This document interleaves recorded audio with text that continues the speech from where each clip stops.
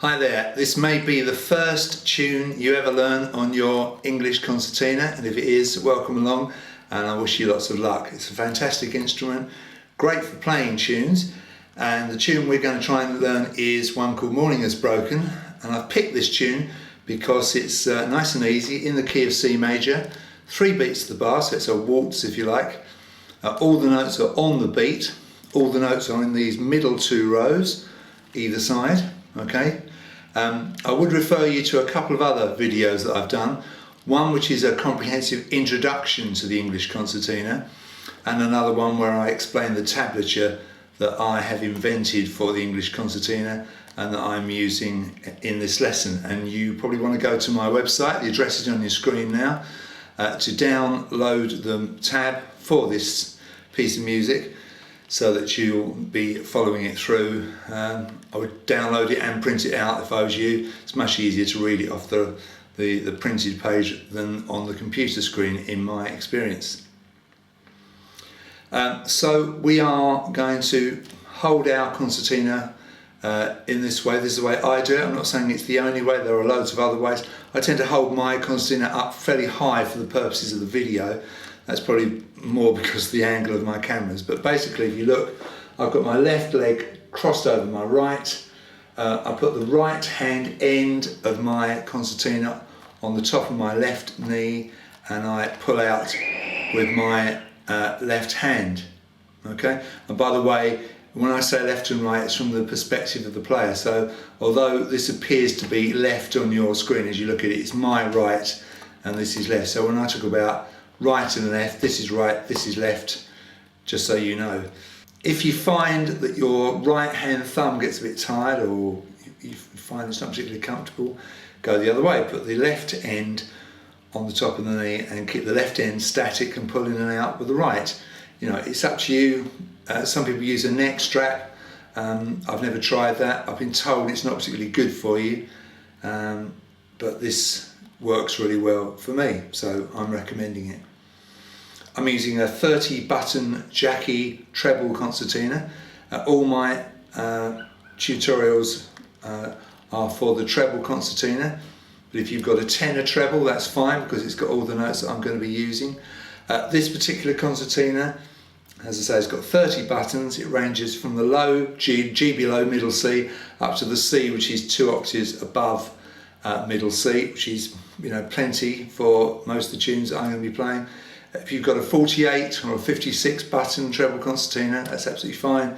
That means you've just got a lot more notes on top, which we're not going to use at first, maybe a bit later on. We'll use those, and I'll use a different concertina for those lessons.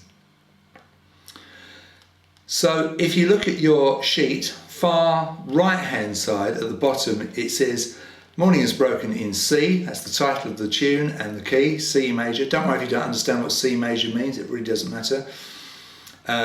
What you need to know is in the key of C major, if you played this tune on a piano or on a keyboard, you wouldn't be playing any black notes, only white. So that makes it easy on the concertina because you don't use row 1 or row 4, which carry all the accidentals, the sharps and the flats, the black notes if you like.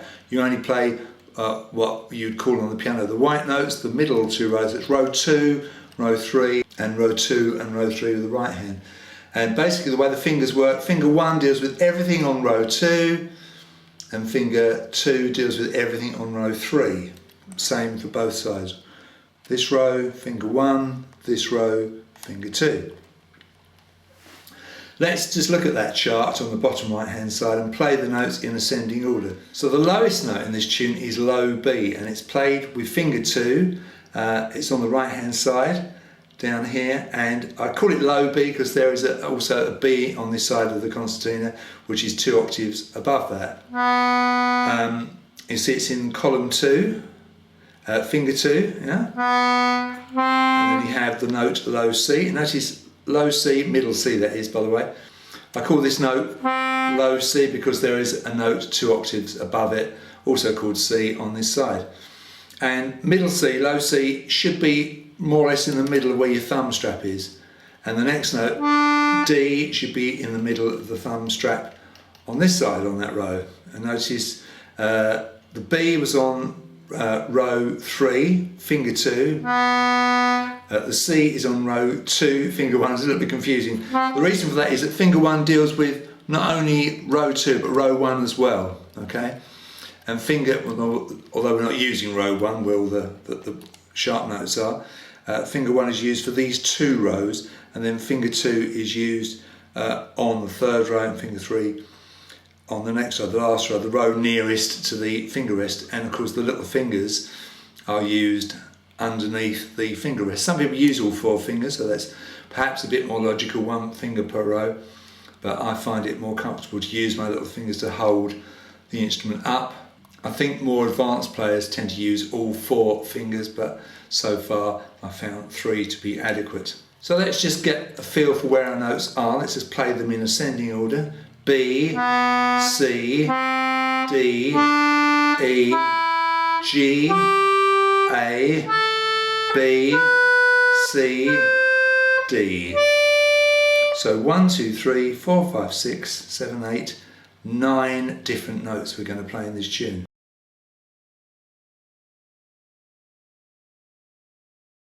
I could have picked a tune with less notes, but it's probably a good way to start finding your way around the concertina, playing a tune that's got quite a few notes in, and it's a pretty straightforward tune. So if you look at that chart, you've got the B, which is played with finger 2, C, which is finger 1, D, which is finger 1, E and G, finger 2, finger 1, A with finger 1, B with finger 2, C with finger 2, D with finger 1. How do I know that? Well, if you look at the columns they're in, you can see the numbers on top, 1, 2, 3. We don't use finger 3 in this tune, of course. And you can see which side of the concertina they are, because you've got those 2 main columns, left and right. As I say, if you're not sure about this, look at that other video which goes into this in real detail using this actual tune, so it will really help you. So let's go to the top left of the page, to the beginning of the actual tune. And what is a little bit strange about this, I suppose, is that you read downwards as you go. There's absolutely no rush at all, take your time with that. It's a pretty slow piece of music in any case. And your first note is C, low C as I call it. It's actually middle C. It's finger 1, it's left hand side of the concertina, and it takes up 1 cell, which means to say it's held for 1 beat. If you look at the counting on the left hand side, you can see the 1, 2, 3, 1, 2, 3 dropping down. So the low C, that C is held for 1 beat, as is the E that follows it, as is the G that follows that. So your first 3 notes are C, E, G. If you look down a row at a time, C, E, G, and in fact those 3 notes are the 3 notes of a C major chord. You're running up through a C major chord. Be careful you don't do this. Can you hear what's wrong there? I'm overlapping the notes. Make sure you come off. Sometimes we do want you to play 2 notes at the same time, but not here. Those notes are 1 beat each. And then you've reached a thick black line, which means you've reached the end of the first bar of music, so you've counted 3. So you've got 1, 2, 3. Then you've got on the next row, in the next bar, C on the right hand side. So it's the first note we've played so far on the right hand side of the concertina. And it's a C, as I say, it's finger 2, because it's on the 3rd row down. And you notice it takes up 3 cells on the music, which means to say that it's held for all 3 beats of that bar. By the way, on this concertina, because it's modern, it has an air button for opening and closing the bellows. If you've got a more vintage model, you may not have an air button, which is actually a little bit inconvenient. It's actually quite handy to have an air button so you can open and close the bellows without making a sound, apart from the rush of air that you hear. Otherwise, I would recommend you play a note to open and close the bellows. Don't force them shut or force them open. So that C is held for 3 beats, as is the next note, D, on the left hand side. So let's close the bellows, play what we've got so far.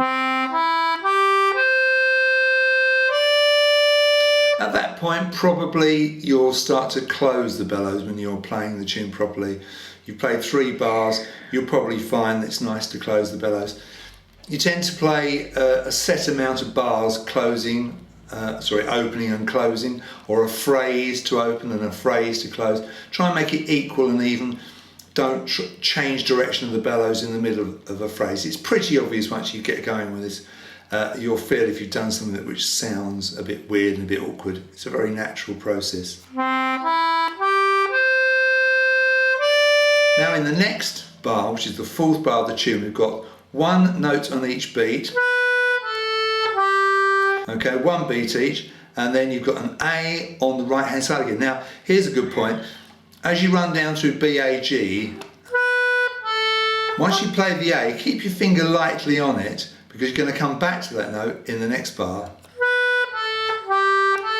And likewise, the G, I've just run out of air there, but. So if you keep the finger lightly over the button, you know you're coming back to that note. It helps you get your bearings, if you like. So that run down. And notice again the A and the G there, the last 2 notes I've played, have got 3 beats each because they take up 3 complete cells. Now we're on the last 2 bars of the first page.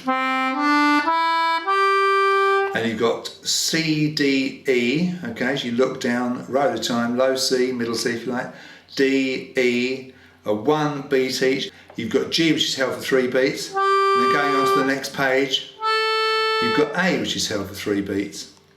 And then you've got a rundown, which is the reverse of the first bar you played, running down G, E, low C, middle C.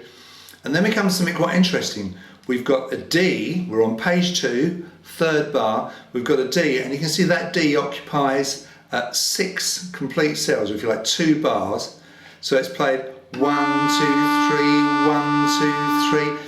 And on the second one, or halfway through that set of 6 beats, you're going to do this. I'll show you what I mean. Do something a little bit more advanced. You're going to add in a nice little low harmony, a B, low B as I've called it. Those 2 notes, there's the D, there's the B, and those notes are a minor 3rd apart. So that D and the B, if you put them together, they're 2/3 of a G chord. So you're kind of hinting at a little G chord there. Don't worry if you don't understand that, but it just make a nice little thing. If you can't do it, just go. And don't worry about that low B, but if you can put it in, it's just a nice little thing to add, isn't it? Even at this early stage, you can do something that makes you sound a bit more professional. As I said, the D is held for 2 complete bars, and the B comes in, is sustained with that D that's already sounding, and is held for the sort of second half of that section. Okay, now you've got right, G, E, G on the left hand side, C and then A held for 3 beats each on the right hand side, and then that run down again, G, E, C at the bottom of page 2. Going to the last page now, play the low C again. Now, don't do that what I did there. Now, a lot of people sound the note by just reversing the bellows. I would definitely say press the button again to sound that low C at the beginning of page 3. Which is held for 3 beats, as is the D, follows it. Then you've got E, D, E, G, A, coming to the end of the tune now, and you've got D, E, D, and then we're going to do another one of these 2-note jobs. This time, a little bit more straightforward. We're going to play a C and an E, both on the left hand side. The C is on row 2, the E is kind of next door to it on row 3. And notice the E's in brackets, as was that low B that we did earlier with the D, because they're harmony notes, they're not part of the main tune, so I put them in brackets. Play the 2 notes on beat 1 and hold for 1, 2, 3, 1, 2, 3. So held for 2 complete bars, and you're hinting at a kind of a C major chord to finish the tune. So here's the whole thing. I'll count you with a 3. 1, 2, 3.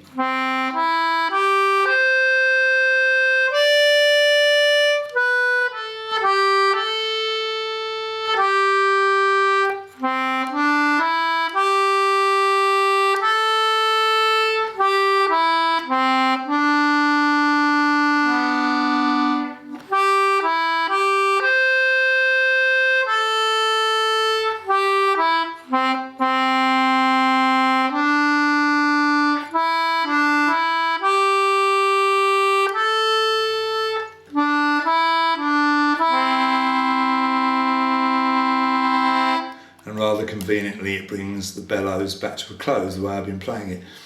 The direction of the bellows, as I say, very much up to you and very much up to your instrument. You may find that you may need to change direction more often if your bellows are a bit worn or a bit smaller, because obviously this Jackie has pretty big bellows, so there's quite a lot of capacity there, which is quite a good thing, as you will find. So there we are, that is Morning Has Broken, and I would suggest that you play it slowly when you practice, and I've said this in my other videos, don't practice for too long. 10 or 15 minutes is probably enough. You'll start getting a bit tired, a few aches and pains. Definitely stop. When I started playing the melodeon a few years ago, I started getting some aches and pains and I didn't stop, and I kept going, and I did get a few nasty sort of repetitive strain injuries which took quite a few days to get over. So always have a stop, cup of tea, cup of coffee, have a break, come back to it, and you'll feel refreshed and your brain will be refreshed, and you'll get on a lot better. By the way, make sure your fingernails are short. The one thing you don't want when you're playing is the sound of your fingernails clacking away on the buttons.